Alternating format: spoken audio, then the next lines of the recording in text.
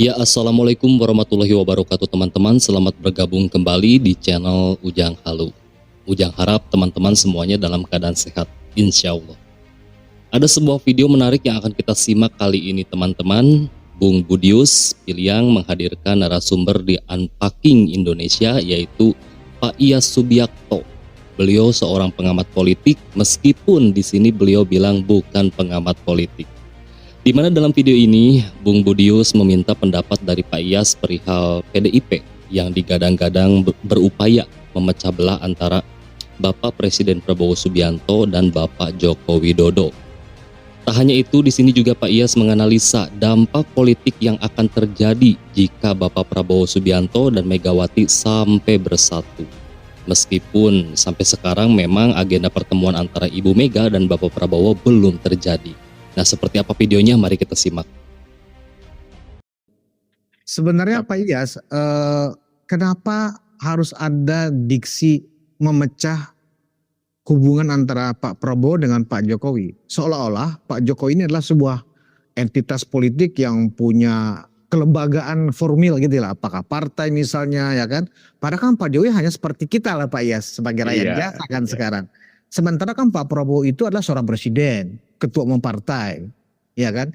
Apakah sepadan istilah memecah hubungan antara Pak Jokowi dengan Pak Prabowo? Seolah-olah ingin memecah juga misalnya Pak Jokowi dengan Pak SBY, ya kan gitu loh. Nah, kenapa diksi ini yang dibangun? Berarti di mata PDIP atau Bu Mega, berarti Pak Jokowi itu adalah walaupun sudah mantan presiden, masih punya power yang sangat besar secara politik. Mungkin pemahaman PDIP seperti itu melihat Pak Jokowi. Saya pikir memang itu. Jadi di dalam komunikasi narasi selalu dikecilkan sebagai pengkhianat, sebagai apapun dia lah. Sekarang ini kan legasinya yang baik-baik itu mau dihapus sama mereka kan gitu. Ini karena memang beban ketakutannya itu berat sekali. Karena Pak Jokowi itu sosok besar kan. Walaupun dia kan orangnya nggak kemaruk. Kalau mau kemaruk, mohon maaf saya. Dari kemarin-kemarin udah buat partai, udah punya partai dia kan. Tapi kan dia tidak dilakukan. Karena dia mau menunjukkan mengurus negara ini bukan soal kekuasaan. Ini soal keberlanjutan. Jadi makanya dari awal Mas Budi saya katakan cawe-cawe itu harus dilakukan. Oh harus justru? Harus dilakukan. Karena sekarang Pak Prabowo harus mengelus siapa gantinya. Supaya dia tahu ini program yang baik di tangan dia nanti bisa dilanjutkan ke tangan orang yang satu visi, satu pemikiran. Kalau tidak, kita dari kemarin-kemarin itu asik cut off saja kan. Ya. Programnya ini dijelek-jelekkan. IKN aja disemburkan seperti itu. Saya baru saja berangkat kawan saya dari rumah ke Bandara Juanda. Dia dari IKN, itu orang-orang Kaltim. Di sana sekarang ya pembangunan itu begitu masifnya. Nah, ini kembali lagi kepada sosok Pak Jokowi. Ini ditakutkan oleh PDIP. Karena kita sudah bisa melihat bagaimana rasanya mendapat angka 16% itu. Ya kan? Jadi ditutupin dengan kalimat kecurangan, nuntut MK, PT UN. Itu kan sebenarnya. Jadi sebenarnya itu ekspresi ketakutan ya Pak Iyas? Ketakutan, apalagi di bawah sekarang ada Gibran bos. Ya kan? Ini anak muda yang saya katakan sebagai trigger agar anak-anak muda yang lain punya kesempatan.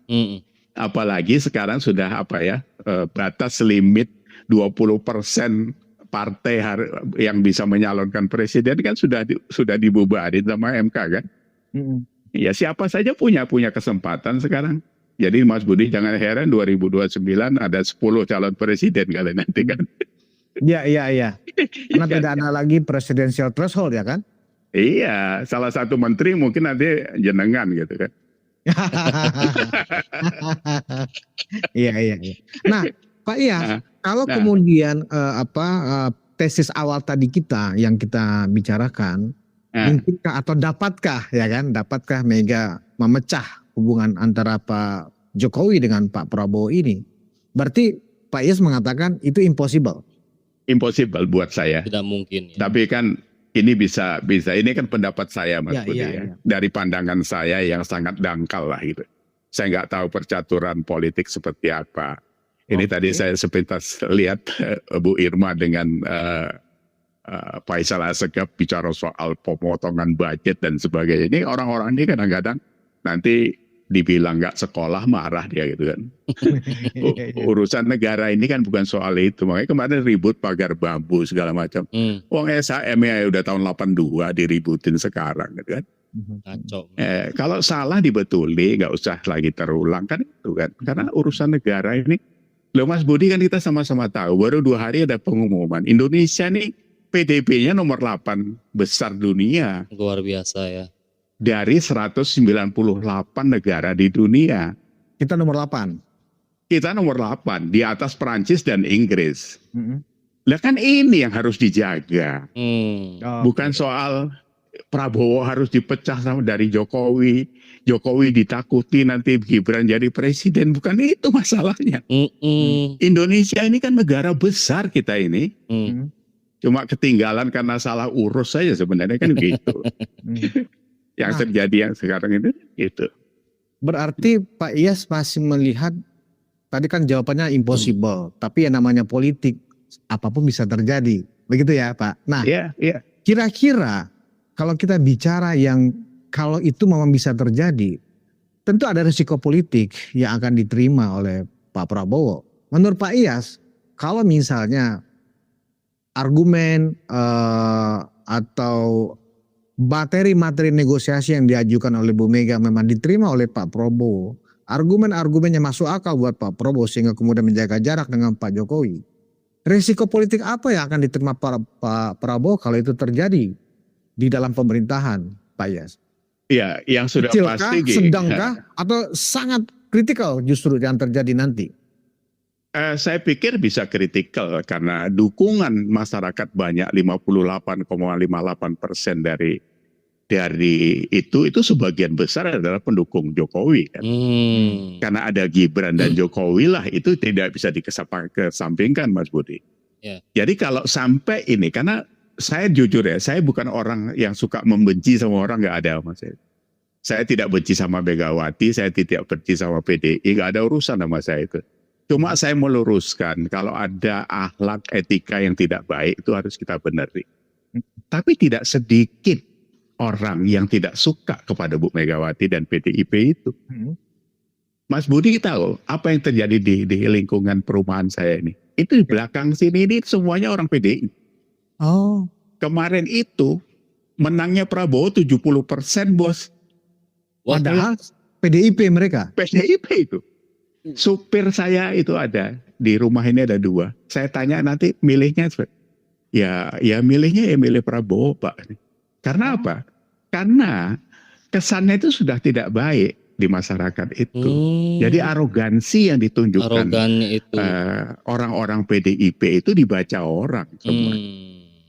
Nah, jadi tadi pertanyaan yang kritikal tentang Pak Prabowo ya bisa akan jelek kepada Pak Prabowo menurut saya. Karena apa? Dari segi perjalanan perpolitikannya dijanjikan dikhianati oleh Bu Megawati. Dibantu Pak Jokowi, bantu kan untuk dia disokong menjadi presiden. Walaupun ya yang jadikan ya Gusti Allah juga lah gitu ya. Betul. Tapi kan ini sebuah usaha, effort yang sudah dituangkan Pak Jokowi, pemikiran, langkah, omongan kepada Pak Prabowo ini. Kalau urusan dengan Gibran, saya pikir Pak Jokowi itu bukan orang kemaruk itu. Dia anaknya mau jadi presiden sama enggak itu urusan lain sama dia. Yang dia urusin ini negara ini Mas. Kan dia satu-satunya presiden yang 10 kali ke Papua kan. Betul. Ya? Nah itu kan dari situ sudah kelihatan. Jadi resikonya kalau sampai Pak Prabowo salah hitung, ini ya tidak baik menurut saya. Tapi ya itu tadi kalkulasi politiknya kan saya tidak memahami begitu dalam. Gitu. Wah, jadi sikap PDIP itu memang kalau kita tafsirkan fobia ya, fobia sekali dengan Bapak Jokowi. Karena mereka sekarang baru sadar bahwa sosok Bapak Jokowi itu benar-benar ancaman terbesar bagi PDIP.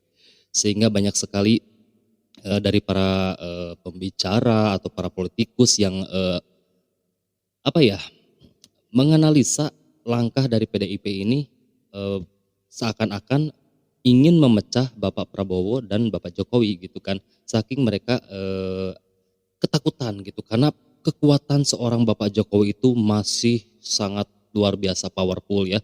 Saya sampai merinding barusan mendengar penjelasan dari Pak Iyas ini betapa kuat dan hebatnya kekuatan seorang Bapak Jokowi ini sehingga membuat partai besar PDIP sampai ketakutan ya. Dan di sini juga ada pertanyaan yang menarik di mana Bung Budius meminta tanggapan dari Pak Iyas seumpama apabila Bapak Prabowo sampai bersatu dengan Ibu Mega, dampak politik apakah yang akan terjadi ya. Di sini Pak Iyas menjelaskan bahwa separuh pendukung atau pemilih Bapak Prabowo Subianto di Pilpres adalah para pendukung Bapak Jokowi. Itu benar ya teman-teman. Jadi ini sangat berdampak banget pastinya apabila sampai terjadi antara Bapak Prabowo dan Ibu Mega ini sampai bersatu gitu kan. Dan ini kan citranya PDIP ini tadi sudah dibilang sama Pak Iyas jelek ya. Jadi Bapak Prabowo pun ikut jelek gitu kalau misalkan sampai bersatu gitu kan. Dan ini akan membuat dukungan kepada Bapak Prabowo juga goyah karena kan sebagian besar sepertinya ya pendukung Bapak Prabowo itu adalah pendukungnya Bapak Joko Widodo karena tanpa bantuan atau dukungan dari Bapak Jokowi juga atau tanpa didampingi oleh Mas Gibran sebagai wakil presidennya, sebagai pasangan wakil presidennya, Bapak Prabowo belum tentu memenangkan kontestasi Pilpres ya. Nah, mungkin sekian video kali ini. Terima kasih sudah menyimak bersama. Semoga teman-teman dan keluarga selalu diberi kesehatan dan rezekinya pun selalu diberi kelancaran. Ujang Halu pamit, sampai jumpa lagi di next video.